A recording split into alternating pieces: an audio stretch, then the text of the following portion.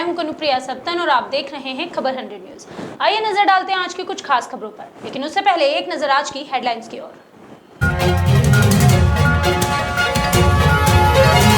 इंदौर में मौत के बाद शव को बंधक बनाने का मामला, अस्पताल प्रबंधन सवालों के घेरे में। खेतिया में 5 मरीजों ने कोरोना को दी मात, स्वस्थ मरीजों ने डॉक्टर्स का माना आभार। मंत्री तोमर सिविल हॉस्पिटल हजीरा पहुंचे, मरीजों से की बात और बढ़ाया मनोबल। कोरोना में मौत के आंकड़े चौंकाने वाले, मुक्तिधाम के कर्मचारी ने सरकारी आंकड़ों की खोली पोल। इंदौर के एप्पल हॉस्पिटल से एक बार फिर लापरवाही का मामला सामने आया। ताजा जानकारी के अनुसार इलाज के पूरे पैसे नहीं देने पर शव को ही बंधक बना लिया गया, जिससे विवाद की स्थिति पैदा हो गई। दरअसल एक मरीज की मौत के बाद उसके शव को इस बात पर परिजनों को नहीं सौंपा गया कि परिजन अस्पताल का लाखों रुपयों का बिल नहीं भर पा रहा था। मरीज के परिजनों का आरोप है कि नरेश सिंह का 6 अप्रैल से कोविड का इलाज चल रहा था, लेकिन 12 दिनों बाद उनकी रिपोर्ट नेगेटिव आ गई थी। इसके बाद उन्हें आईसीयू में रखा, लेकिन सही से उपचार नहीं होने के चलते उनकी मौत हो गई। इतना ही नहीं, परिजनों ने अस्पताल प्रबंधक पर दवाई गोली और इंजेक्शन की कालाबाजारी का भी आरोप लगाया। हालांकि हंगामे की स्थिति को देखते हुए अस्पताल प्रबंधन ने शव को परिजनों को सौंप ही दिया, लेकिन यह एक बड़ा सवाल है कि अस्पताल प्रबंधन इस तरह की लापरवाही क्यों बरत रहा है और बार-बार लगातार एप्पल अस्पताल कहीं न कहीं सवालों के घेरे में बना हुआ है, लेकिन फिर भी क्यों प्रशासन इस पर कोई सख्त कार्यवाही नहीं करता। बॉडी नहीं दे रहे मेरे हस्बैंड की, उनको 4.5 लाख रुपए चाहिए। 6-7 लाख रुपए मैं लगा चुकी हूँ, सबसे कर्जा कर करके मैं कहाँ से लाऊं। 6 तारीख से भर्ती, महीने भर हो गए, कोई वो नहीं है। पहले कोविड थे, अभी नॉन कोविड थे, आईसीयू में रखा, फिर वेंटिलेटर में रखा, फिर सही हुए, फिर वेंटिलेटर में रखा। अभी 25 तारीख से वेंटिलेटर में थे, बस बोल रहे थे पूरा पैसा जमा करो, पूरा पैसा जमा करो।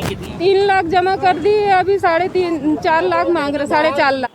शनिवार को खेतिया के कोविड सेंटर से 5 मरीज स्वस्थ होकर अपने घर लौटे हैं। इस मौके पर सेंटर पर मौजूद सभी डॉक्टर्स और प्रशासनिक अधिकारियों ने ठीक हुए मरीजों को शुभकामनाएं दी और पौधे भेंट किए। वहीं कोरोना को मात देकर अपने घर जा रहे लोगों ने डॉक्टर्स का आभार माना, साथ ही उन्होंने ऑक्सीजन की कीमत भी समझ ली है। इस सभी के बीच देखने में आया कि विश्वेश्वर आश्रम दोदनवाड़ा के परम संत परमेश्वर जी ने सेंटर पर संक्रमित मरीजों से मुलाकात की और साथ ही उन्हें योग भी कराया। इस दौरान कॉटन एसोसिएशन के अध्यक्ष महिपाल जैन ने कहा कि आगे भी आवश्यकता होने पर हम हमारी ओर से आवश्यक मदद अवश्य करते रहेंगे। कोविड केयर सेंटर से स्वस्थ होकर मरीजों का जाना एक शुभ संकेत है। खेतिया मंडी व्यापारी संघ द्वारा एक छोटी सी पहल की गई है सहायता के लिए। हम आगे भी इस कोविड सेंटर को और कभी ज़रूरत पड़ेगी दवाई वगैरह की या मेडिकल का सामान उपकरण की, हम हर संभव कोशिश करेंगे। हमारा प्रयास रहेगा कि हम हमेशा इस कोविड सेंटर के ज़रूरतमंद लोगों के लिए काम आए और हम इस शनिवार को कोविड प्रभारी और ऊर्जा मंत्री प्रद्युम्न सिंह तोमर सिविल हॉस्पिटल हजीरा पहुंचे। यहां मंत्री तोमर पीपीई किट पहनकर अस्पताल के कोरोना वार्ड में घूमे और स्वास्थ्य व्यवस्थाओं को उन्होंने जायजा भी लिया। इस मौके पर उन्होंने मरीजों से बात की और उनका मनोबल बढ़ाया, साथ ही जल्द स्वस्थ होंगे इस बात का आश्वासन भी दिया।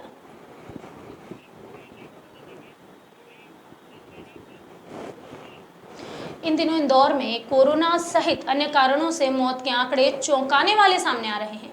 हाल ही में शहर के पश्चिम क्षेत्र में स्थित पंचकुइया मुक्तिधाम के कर्मचारी ने इन आंकड़ों की पोल खोली है। दरअसल मुक्तिधाम के सालों पुराने कर्मचारी पूनम बाबा ने बताया कि अप्रैल माह में 1500 शवों का दाह संस्कार किया गया है। अगर बाबा की माने तो पहले सूरज ढलने के बाद शव नहीं जलाए जाते थे, लेकिन आपदा के दौर से अब देर रात तक भी मुक्तिधाम में शव पहुंच रहे हैं। ये तो केवल शहर के ही मुक्तिधाम के आंकड़े हैं, एक मुक्तिधाम के आंकड़े हैं। शहर में ऐसे कई मुक्तिधाम हैं जहां रोजाना सैकड़ों शव पहुंच रहे हैं। ऐसे में कोरोना से पहले और अब मुक्तिधामों में काफी फर्क साफ तौर पर देखा जा सकता है। डेड बॉडी जलाता हूँ कोविड की।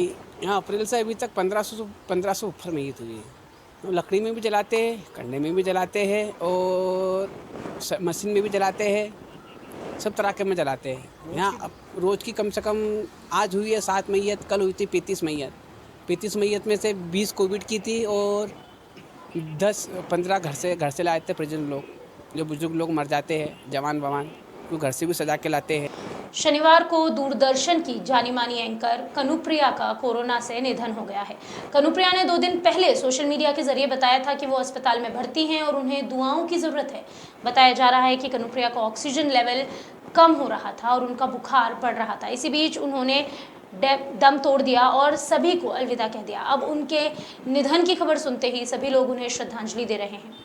देखा जाए तो 2 दिनों में मीडिया जगत ने अपने 2 कलाकारों को खो दिया है। इससे पूरे मीडिया जगत में भी शोक की लहर है।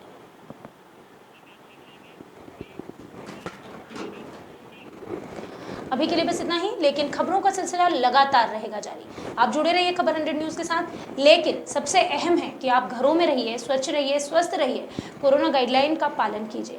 बार बार लगातार हम आपसे यही विनती कर रहे हैं कि इस बार कोरोना की जो लहर हमारे देश में दस्तक दे रही है वो पिछली बार से काफ़ी घातक है। हमारा सिस्टम इसलिए फेल नहीं हुआ कि हमारे पास दवाइयाँ नहीं हैं या हमारे पास डॉक्टर्स नहीं हैं, लेकिन हमारा सिस्टम इसलिए फेल हो गया क्योंकि मरीजों की संख्या बहुत ज़्यादा है। जैसे पिछली बार इटली के हालात थे, वैसी ही कुछ स्थिति से इस बार भारत जूझ रहा है। हम बीमार हैं, हम परेशान हैं, लेकिन हम तब तक नहीं हारेंगे जब तक हम कोशिशें मिलकर करते रहेंगे। घरों में बने रहिए, स्वच्छ बने रहिए, मास्क का उपयोग करिए, सैनिटाइजर का उपयोग करिए, अपनों की और अपने अपनों की जिंदगियां बचाइए और देखते रहिए खबर 100 न्यूज़, जनता की बुलंद आवाज़।